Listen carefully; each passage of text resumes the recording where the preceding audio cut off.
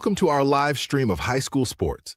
Please note that this broadcast is produced by an independent team of sports enthusiasts, and the views, opinions, and commentary expressed are solely those of the commentators and not representative of the schools, teams, or athletes featured. While we strive for accuracy, occasional errors or misstatements may occur. This stream is intended for entertainment and educational purposes only. Thank you for joining us and enjoy the show.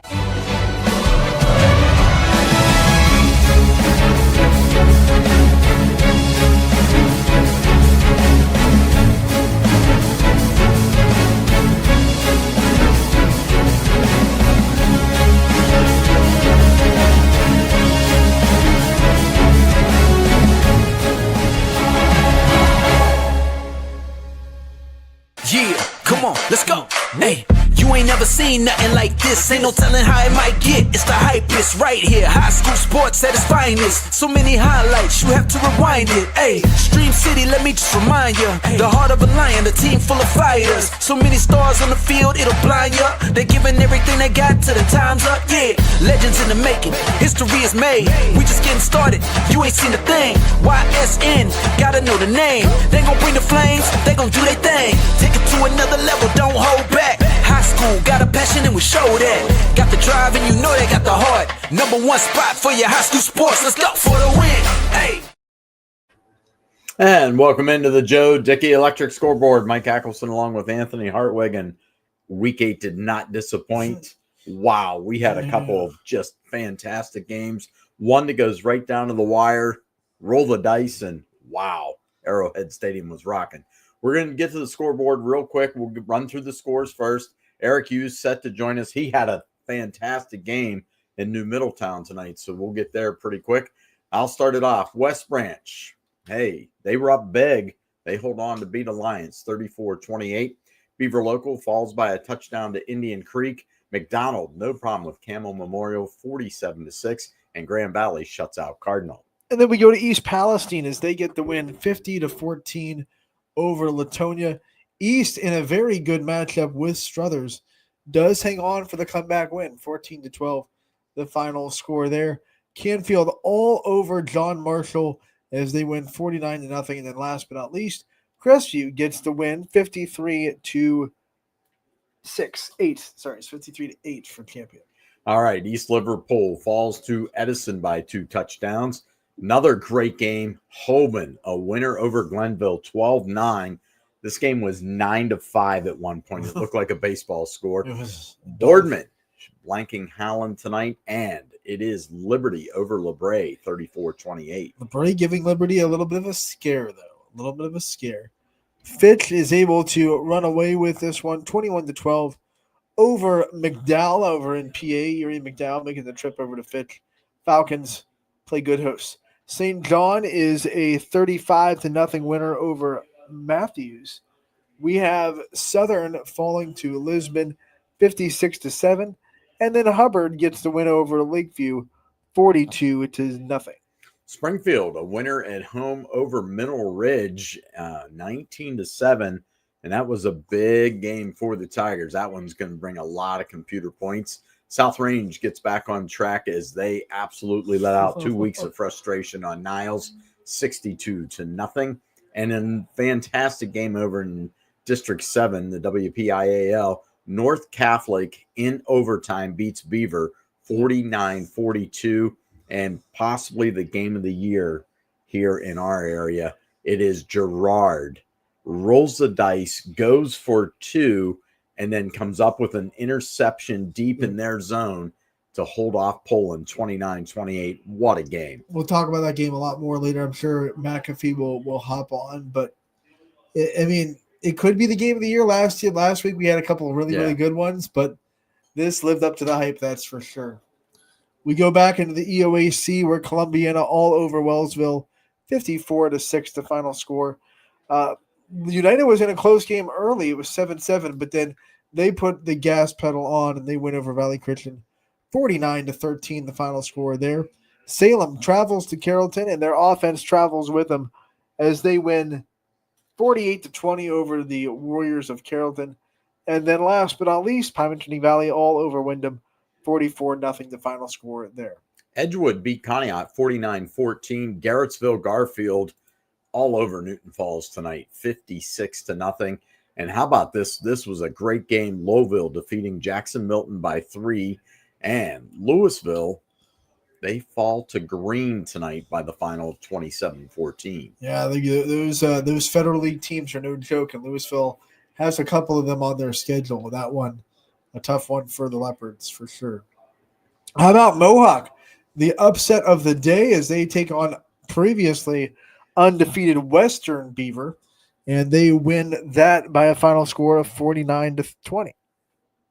Big win for the Warriors. Cheney shuts out University School 28-0.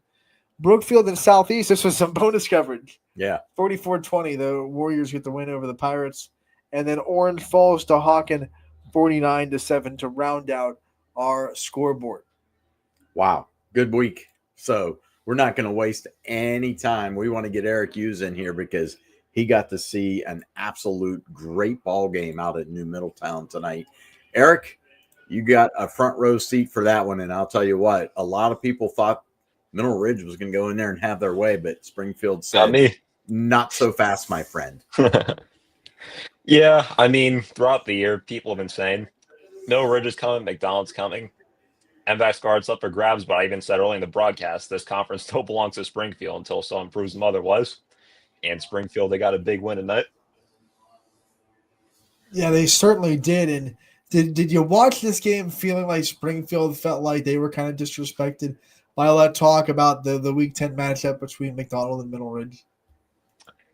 Oh, for sure. I mean, Mineral Ridge, they came in averaging 35 points a game on offense, I believe. Springfield held them to 7 points tonight. They didn't give up a touchdown until the third quarter, I believe.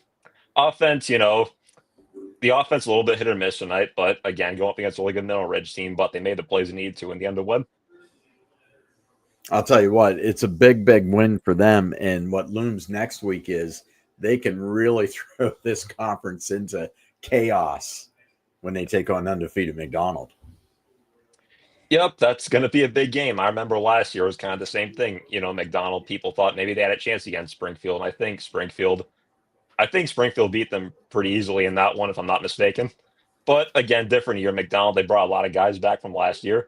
So I think it should be a very entertaining game. I can't wait to see how that one plays out.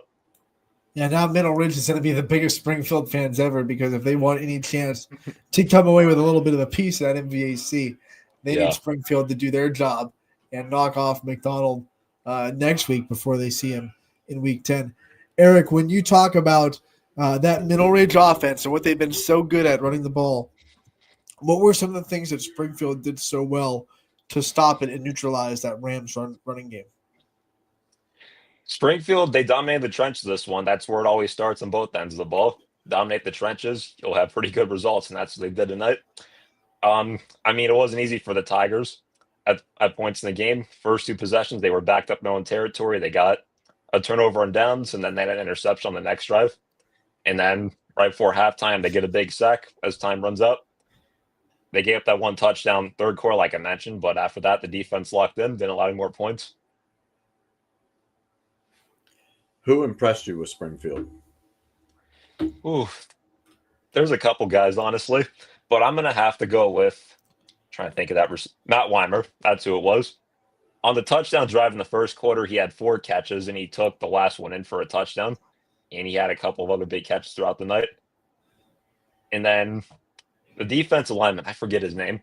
He had 2 sacks in the game, though, and that definitely made a difference. I feel bad right now.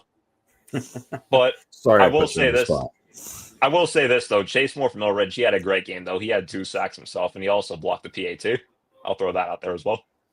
Eric, you do a phenomenal job every week. Thanks for a great call. Thanks for coming on the Scoreboard show with us, and we will see you again next week in Week 9, buddy. For sure. All right, we go from Eric Hughes to Dakota Kotzel. DK, he was in that Liberty versus LeBray game in a game where the Vikings put up a heck of a fight against the Leopards, but Liberty able to pull it out. DK, how we doing tonight, buddy? I'm good, guys. How you guys doing? Oh, we're doing good. What'd you think of that game? Because early on, it looked like Liberty was going to run away, and then all of a sudden, LeBray just kind of got back in the game, but then Liberty took over in the second half again. Well, first of all, I finally got a decent game to call, not a blowout. Like the thing with me, Liberty in the first half, their three scoring plays, they scored quick, which gave LeBray time to use the clock and run and to get back into it because it was 14-14, and then they had a quick 15-yard run by Moody, who went over 3,000 yards for his career tonight, right before halftime. And then you Liberty tried to pull away, but they kept like having penalties. And then LeBray just kept using their running game to get back into the game, and then they passed towards the end to get it just within 6. And then they just ran out of timeouts and the onside kick. It was a fun one to call, though. All right, so even though Liberty got the win tonight, DK, what do you think in the scope of what this looks like moving forward for both programs? Is this a bigger confidence boost for LeBray or Liberty in this kind of win? I would say LeBray, because obviously Liberty last week had that tough loss with the last second, but LeBray got down one time down 14, came back to tie. They got down 20 again, and they came so close to come back. And I think it's a confidence boost for LeBray because even though they lost, they're still in the playoff hunt for sure. And then you played a tough team like Liberty with Moody and Tutwiler, those two running backs, and kept yourself in the game. Liberty scored quick. Every time they scored, it was like 2 or 3 play drives down the field quick. And That's they had how Liberty does it. And then they also Liberty also had a 75-yard punt return that got them on the board. Added their score, I should say. They can strike quick, that's for sure. It was a big win for Liberty because it keeps their playoff hopes alive because they're sitting right in that bubble area. And I think the big thing, like you noted, was their quick strike ability on offense. I like the way their defense played in the second half. They seemed to tighten some things up after they kind of loosened up there in the first half towards the end.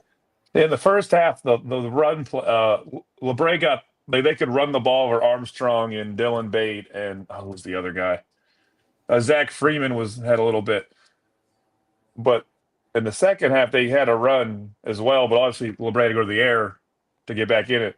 But the thing that that won the game for Liberty, LeBray couldn't stop the option play tonight.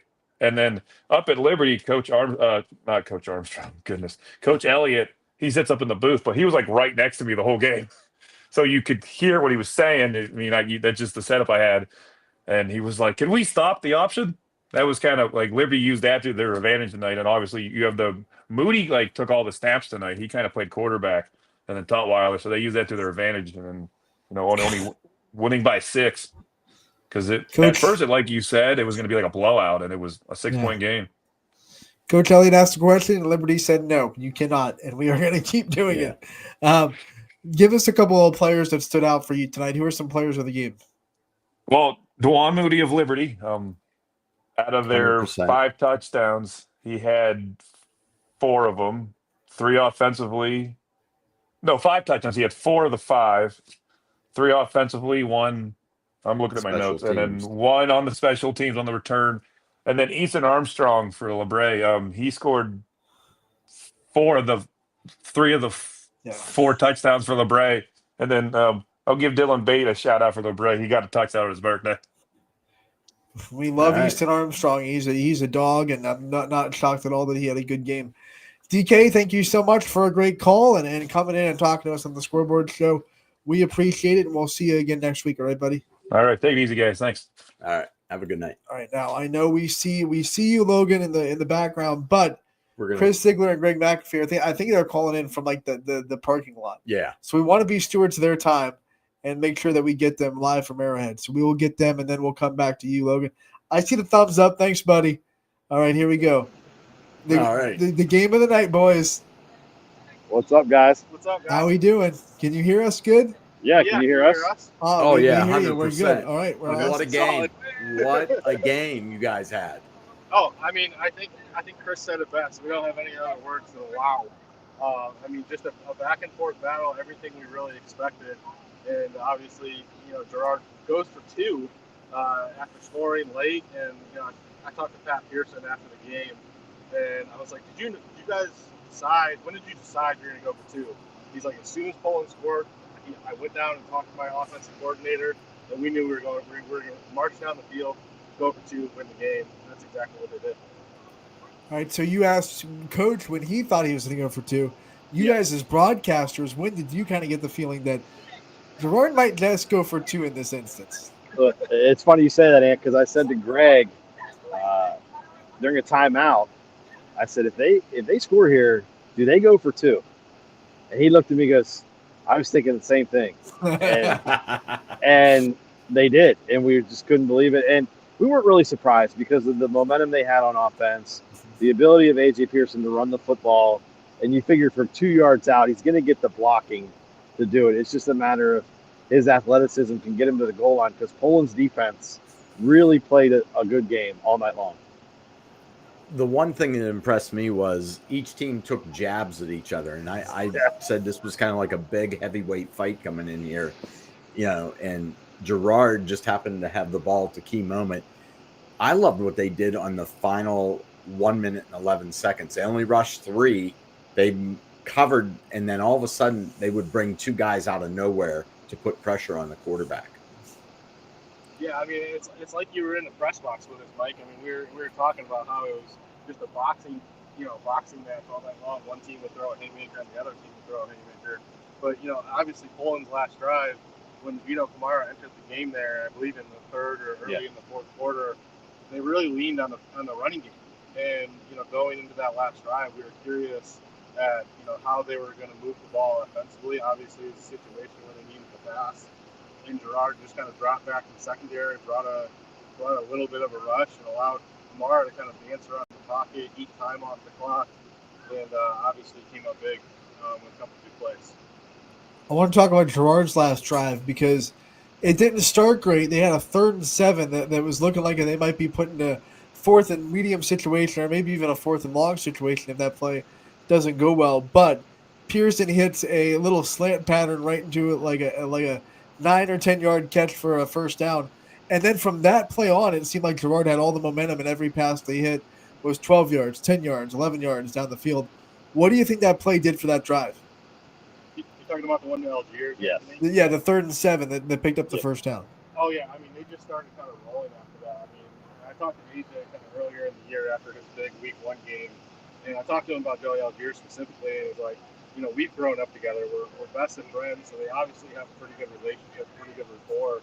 And I really think that just got the offense going. I think Algiers caught, like 3 or 4 straight passes on that drive. That was the first of 3 straight. Yeah, and it really just moved the ball, and they really got into a rhythm, and it showed when they were able to punch it into the end zone. It was a huge drive. How loud was that place? Because I've been there when it's been packed, and boy, it can get loud. I tell you what, it went on the ride of emotion on both sides of the fence. Gerard had given Poland everything they could up into that 3rd quarter, had the momentum, and Vito Kamara came on the field late in the 3rd quarter to replace Zippolita. Yeah. And he had a run where he carried, I want to say, at least 6 Gerard players down the field about 20 yards. And that sideline just came alive, and so did their fans. And you could feel it on the other side of the field. And it just was crazy. And then when Gerard would make just a play, their fans could tell the momentum swings. And they knew what was coming. And you could just feel it in the press box. That they knew that this game felt like a playoff game. And it really, really did all the way to the end. Talk about feeling in the press box. That interception, I don't know how much you guys felt it. We were watching it. The camera felt like it was going on an earthquake because you guys were rocking in the bleachers. Talk about that moment, seeing Gerard get that interception and then being in this raucous environment, what that was like to kind of experience that firsthand. Yeah, I mean, I will kind of say that the camera was shaking throughout the game. Multiple times, yes. The screen was shaking. It was, you get a little bit blurry at times. But in that specific moment, I mean, Kamara was kind of dancing around in the pocket, waiting for a receiver to open up downfield. There's fans in the crowd screaming, run it, as the kind of clock was ticking away. And he just kind of let one go, and Braxton Sloan came down with it. And that's 3 interceptions in the past 2 weeks for Sloan. He's a sophomore. He's really coming on in this third, both offense and defense, playing big moments. And he was getting a lot of high fives, a lot of hugs on the sideline. Yeah, I mean, it's a huge moment, obviously, big moment for Gerard. I mean, this is a team that's never beat Poland in any play. They'd never beat South Range in any play before last week, and now they're kind of setting themselves up to win their first NE championship. It's a big win, big moment. Words can't really describe it in a way. Not only that, big win, everything, but from a playoff implication standpoint, wow, the points Girard is going to get from this. We talked about it in the booth. This was a huge game for playoff implications. We said it from the get-go. You have Mooney sitting there that won last night. You have these two teams sitting there. And you have Garfield right behind him that's got a huge game next week with Crestview. So there's so many points to be had. Girard's got to go play Hubbard next week. There's plenty of points there. Somebody's going to get points next week in that matchup. And that's a good matchup next week. Girard's got to be careful not to stub their toe to just not have the letdown game. We always worry about the letdown game. And it's against a quality opponent in Hubbard who can score. And so that's something Girard's going to have to be focused on. They got to finish the season 2 straight on the road. Poland's going to go home and play 2 more with Lakeview next week. Again, a team that can compete a little bit, and Poland's got to stay focused.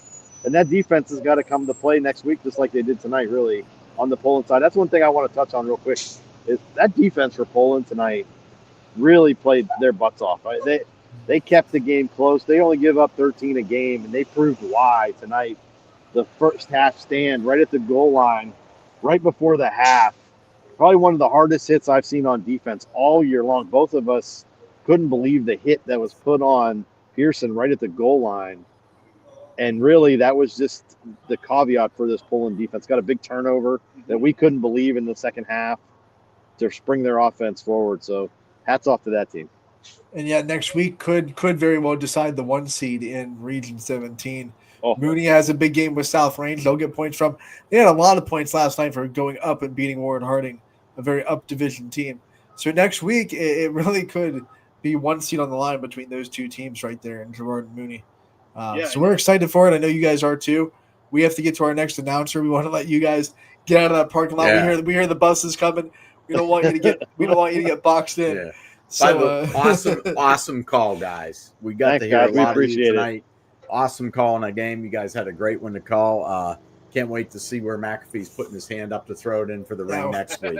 Oh, he's got a great one next week. Yeah, I got McDonald's Springfield next week. Of course so you do. There we another go. big one. We're gonna start calling him Big Game McAfee. big game That's Mac. right. That's right. It's That's Big right. Mac. All All right. right, guys. Bye, guys. Thanks.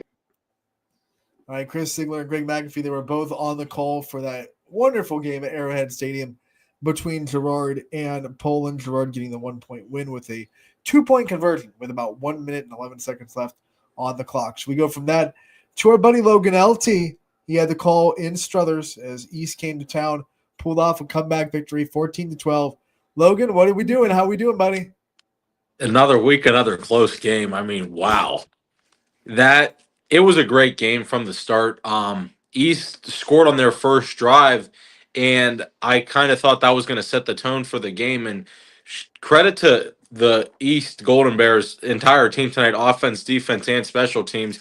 They started the game out with a 12-yard touchdown run by Antoine Williams, and then Jaden Irving, the quarterback, got the 2-point conversion, and then East went for the squib kick, and they recovered it, but Struthers then forced a turnover on downs, and then from that point, it was just back and forth defensively the entire game until I'd say it was about 14 seconds left in the half. East went to punt the ball, and the snap was a little too high, and the punter got it, and he ran backwards, and before he could throw it or punt it or anything, he slid down at the 1-yard line. So Struthers was able to punch it in with 0.7 seconds left in the game. And from that point on, it was just back and forth the whole game. And it was an emotional game. It was a physical game. There were a lot of penalties. Emotions were flying. There was bickering, arguing, and there were some tough calls that the officials had to make. There was one time they had to bring the chain gang out there for the last turnover on downs. Struthers forced the turnover on downs against East. And when I tell you, me and Tommy Otto were up in the booth and we were talking about it, from where we were at, we could tell Girard forced it. But when you saw the chains come out there, from the ball to the chain, I'd say it was about 6 inches. It was insane. it was a great game. Credit to both of these teams, and I know Struthers' record is 1-7, and it doesn't show it completely, but they are a very talented football team. And like I said tonight, they're a young football team with a young quarterback and a very young offensive line. So credit to them for the fight they put up tonight, and credit to East. I mean, East is 5-3 right now, so they're looking to make a push for the playoffs as they're entering the last 2 weeks of their season. Well, the big thing I was telling these guys, I watched that first possession. I'm like, wow, East came out on fire. And then it seemed like the rest of the first half was played between the 30-yard lines. Because every time I'd float, somebody was on, but I was like, this is a great defensive struggle. And the thing I like about Struthers, yes, they're a young team. They're going through some big-time growing pains right now. But I love the fact you look at their record, you still got to play football against them. This team has not quit. And that's what I was saying, because I had it pulled up there. I brought it with me to the game just to me and Tommy Otto could talk about it. I mean, Struthers, like I was telling Tommy, they are in a very tough conference in the NE8. I mean, you figure you're going off of, you start your season, you start out with Notre Dame Cathedral Latin, who's a great team, and then you have Cheney, and then West Branch, who's an amazing team. But then you get into they have a tough 4-week stretch against 4 really good conference opponents in Girard, South Range, Hubbard, and Lakeview. And then you have East tonight, who is a very quality opponent. And then you end your season against Niles McKinley, and their final game is at Poland. So for being a young team, they are going up against some of the best teams in our area, which happen to be in the same conference as them. So when you look at the other side of the ball in East and what they did so well to obviously pull off the win, what were you so impressed with on their side of the ball? I think what I was impressed with was the consistency of the quarterback run that they were able to implement tonight. And I think they did a phenomenal job by that. I think their defense did a phenomenal job. I think the one thing I noticed about their defense was Struthers could not run it up the middle, because if they ran it up to the middle, the East defensive line was absolutely just swallowing it up. It was an insane play by them, and I have it pulled up right here. Where is it? It's right here. Number 55 for East, Mark Butler. He did an absolutely amazing job. So he was in there almost every play making tackles. And like I was telling Tommy, that kid wasn't just making tackles on run plays. He was pursuing the ball on pass plays. So credit to their defense for holding Struthers to only 12 points, and credit to Struthers for only holding East to 14 points. So it's a great game all around. I'm proud of both of these teams, because I feel win or lose tonight, both of these teams learned a lot from tonight and learned a lot from the mistakes that they can make. And it was a lot of weird penalties I saw tonight. So I think everybody learned, the teams learned, the fans learned, and me and Tommy Otto also learned a lot. You and Juice on the call. What was that like? Was that your first game with Tom Otto? That was my first game with Tom. Oh, what was that like, buddy? It was it was fun. It was fine. Tommy we had a good thing going, but Tommy could talk, and it was fun. Yeah. It was fun. I mean, I look up, I was like, 4 minutes left, and Tommy's talking. I was like, we got a minute left in the game. I was like, all right, Tommy, we're gonna go to a commercial break real quick. We're gonna go. Because we talked when there were timeouts and stuff. I'm so used to just cutting to the commercial breaks, and I can't cut to them because by the time Tommy's done talking, they're already coming out of the huddle. So I'm like, all right, we'll try it next time. We'll get them next time. We got to pay some bills, Tom. I was like, I wanted to tell him, but I'm like, I can't say anything. I'm on the mic right now. But it was a great time. I loved it. It was fun working with them, and we both were reminiscing, and he made a good point, because like I said, East is trying to have a great year because this is the last year of East and Cheney football. So those guys are looking to go out with an incredible season, and credit to them for Coach Green being a first-year head coach.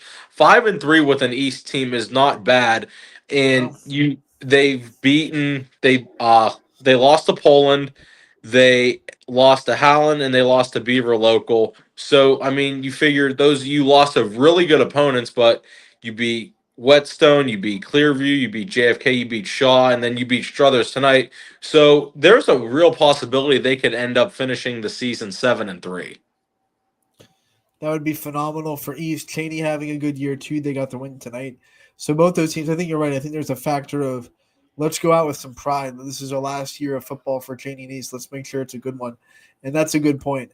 Logan, great call. Like always, we expect nothing less from you. You are a Golden Pipe Award winner, and we appreciate it so much. Thanks for coming on, and we'll see you next week. You guys actually, this might, because I'm off next week, and then I'm Oh, off. no. I'm off. I think the rest of the season because I have 2 weeks. There's games. I got weddings both weekends, and then I got to do some YSU stuff for my classes. So I texted Chris and I told him the only game I could do would be the 25th. That's a Saturday at 12, and that's the Cheney and East final game together. So if I could end my season on that, I'd be happy. But it's been an incredible football season. If this is my last game, I loved it, and I can't wait to come back and do it next year. But we got basketball ahead of us, so it's going to be exciting. All right, Logan, I'm going to give you a piece of advice. You need to tell all your friends from this point on, no weddings during football season. Thank you. Listen, fall weddings are absolutely the worst thing in the world. I mean, who wants to have a wedding? I got a wedding on a Friday, and then I got a rehearsal dinner on a Friday. I'm in a wedding, so it's not like I can skip a rehearsal dinner. And then in between all of it, Ohio State's playing in all of this. See? But you got to plan ahead. There's big games tomorrow. I mean, Georgia Tech's looking to beat VTech, so I think they got a good chance at it. I think we're looking at the ACC champs in Georgia Tech this year. I like what you're talking. You just got promoted. I don't have the power to do that, but if I did, you'd be promoted for sure. Well, I appreciate it, guys. So I'll be sure. Good call. I'll be sure to see you guys soon. All right. LT with the great call like always, and him and Tom Otto are a great pair, and it was great to see them together once again. Well, and that's one of them games when you look at it on paper, you're like going, oof, 4-3, 1 win. And it turned out to be just a really good game. I think and he brought it up, like, Struthers might be the best 1-7 team in the state when it comes to talent. They're young. It's a young, talented team. They make some young mistakes that have held them back. But I think they proved last week what they can do when they got that win with a comeback, walk-off win at Lakeview on the road. And tonight, I mean, they were right there with an East team that's beaten some really good teams. Yeah. So they were right there with them. Unfortunately, just couldn't put it together in the end. Well, in the big thing, too, yes, they're young. They're going through some growing pains this year, and they're learning a lot. And it'll all pay off eventually. So it'll be good. Hey, let's run through these scores one more time. You want me to take it first this time? Sure, we'll reverse it. All right, let's reverse. Uno reverse. Bam. We'll go with West Branch.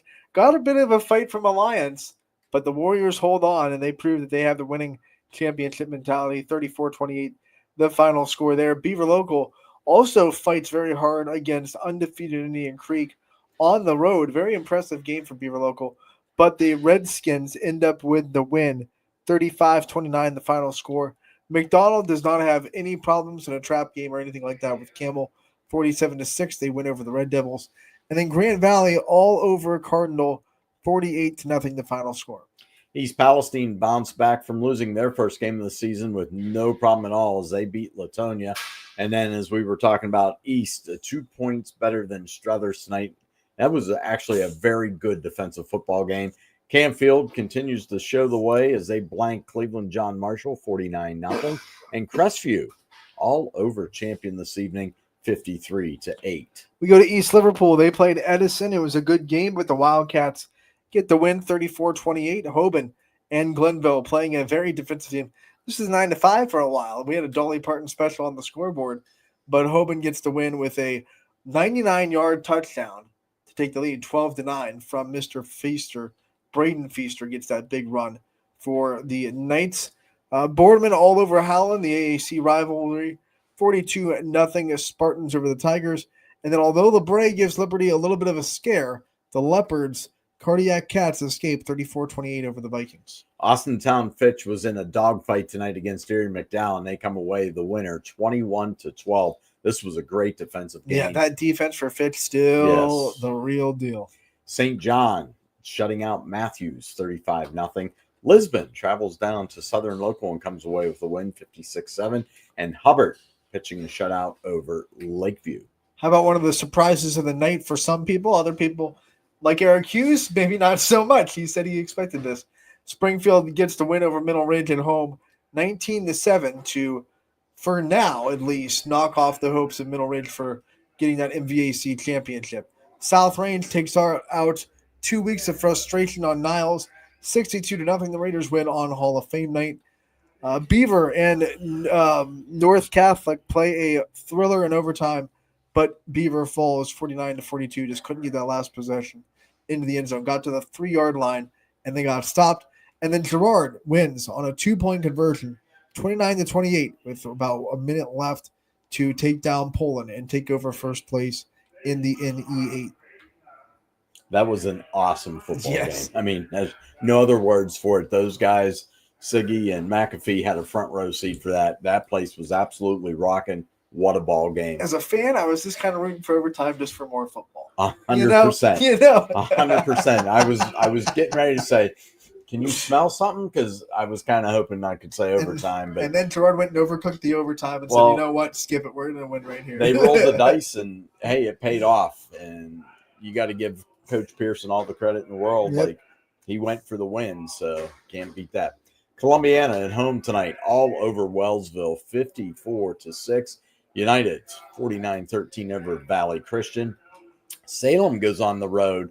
All of a sudden, the Quakers 5-3. They're putting together a nice little season after starting out 0-2. Remember? Yes, so things cooking for them. Pie Valley, no problem with winning them tonight, 44-0. The Edgewood Warriors do some business at Conneaut as they get the road victory, 49-14 over the Spartans. Garrettsville Garfield, they're setting up for a big matchup with Crestview next week as they roll in Newton Falls 56-0. Jackson Milton and Lowville play a heck of a football game. 38-35, the Rockets escape with the win. And then Green hands Louisville a loss, 27-14. And over in District 7, WPIAL, Mohawk doubles up Western Beaver, and this is a big win for the Warriors because Western Beaver came into that game perfect tonight. They don't leave perfect when it's over. Not so fast, my friend. Cheney, 4 touchdowns better than University School, 28-0. Brookfield, a winner over Southeast, 44-20.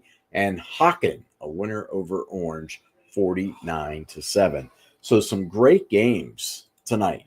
Was there some lopsided games? 100%. Yep. But the games that were great were fantastic, and we're kind of spoiled. I feel like, we've been blessed this year because there hasn't been 1 week yet where it's been this all kind of blowouts, or at least all games that weren't competitive down the stretch. Yeah. Every week we've had at least 1 or 2 games that kind of come down to that last play, which is not something that happens every year. Well, and it was nice because Eric had the 4-box window up during the audible call. Welcome back, Eric. We had 4 games that were just going down to the wire, and it was nice because we could pop them out for our viewers to just see all that, and it really works out well. And you can't beat it. Like at one point, you're yelling, hey, look at this game. And I'm like, I'm on this game. And then Radar's behind me. Well, I'm watching this game. And then Scotty pops in, but they're on the 3 in this game. Like, so we were all watching it. And football's not done for week 8. Yeah, we got one more game. And 1 game tomorrow. It'll be at Liberty High School. Warren JFK playing host to Canton Central Catholic. That is going to be a 1 o'clock kickoff. And you can find that on ysmlive.com as well. So, week 8 is almost in the books, but JFK still has some business to take care of. Yeah. Now, the conference picture really starting to come into focus.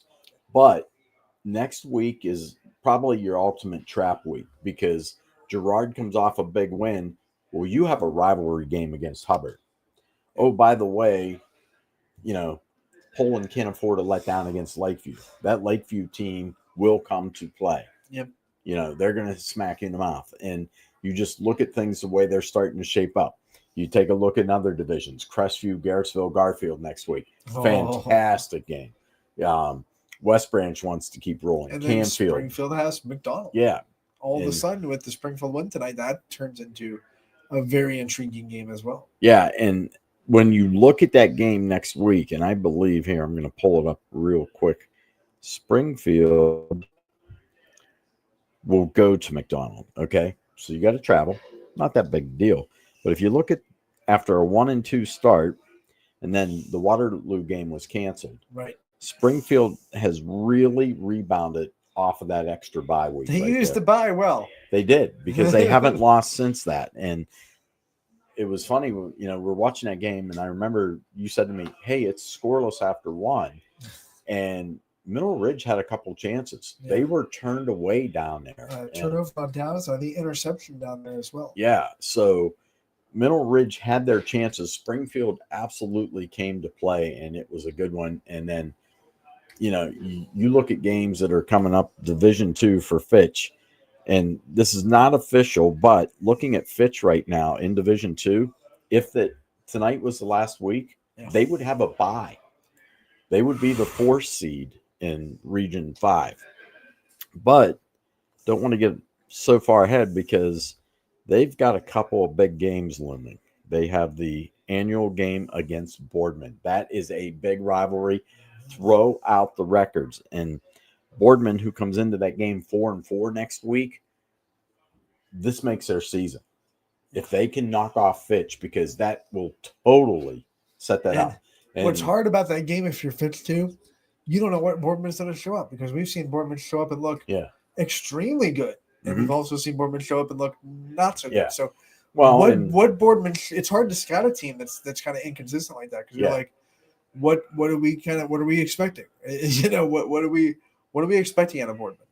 Fitch's defense has to continue to come to play like it has all season. And the other thing I look at with Fitch, they haven't lost since week 1.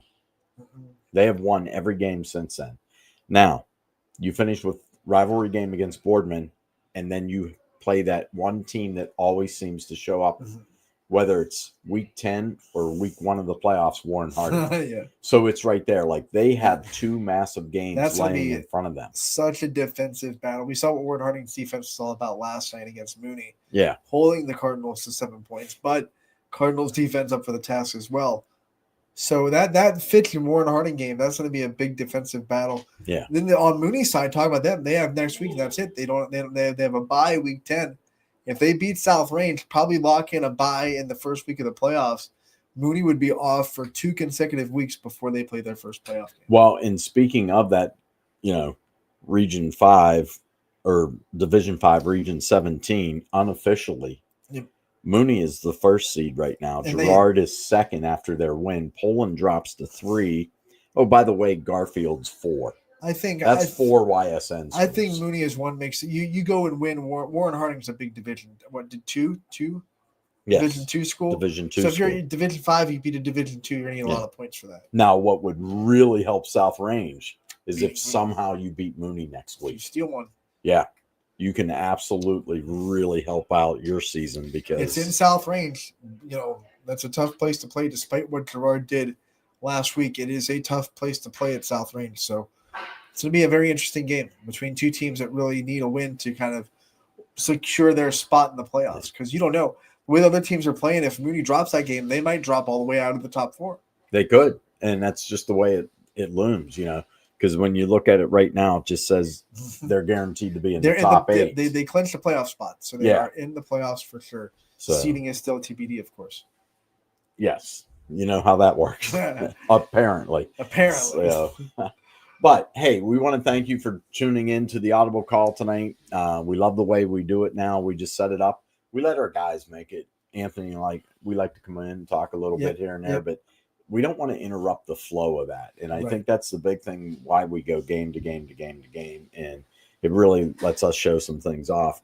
We thank you for tuning in to the Joe Dickey Electric Scoreboard. We're glad you enjoyed it. Week 8 was fantastic. 2 more weeks, Mike. Yeah. 2 more weeks. Hard to believe we're down to 2 weeks left in the regular season. But, hey, we got a lot of postseason laying ahead of us. So we want to get off the air. But I want to tell you, go over to WFMJ. Yes, please. My good friends, Dana Ballish, Brittany Bissell, they're getting ready to come on with the overtime report. They're going to have lots of highlights, all the scores again for you. So make sure you tune in to WFMJ's overtime report, because they do a fantastic job. And perfect evening here. Ant, you rocked it as always. And, we'll be back here week 9 next week. Again, more big games, because it'll even clear up that conference picture going into the final week, but it also tells teams absolutely what they've got to do in week 10 if they're going to get to week 11. That was the Joe Dickey Electric Scoreboard Show. Joe Dickey Electric, your source for everything electrical. You can find out more at DickeyElectric.com. We'll see you all next week for week 9 of Audible Call at 7, presented by Athletics. And then, of course, the Joe Dickey Electric Scoreboard Show after, sponsored by Joe Dickey Electric. Until then, Anthony Hartwig, Mike Ackelson, we're signing off, and we will see you all next week. YSN thanks you for watching this presentation of Your Sports Network. For stories, stats, and more, go to ysnlive.com.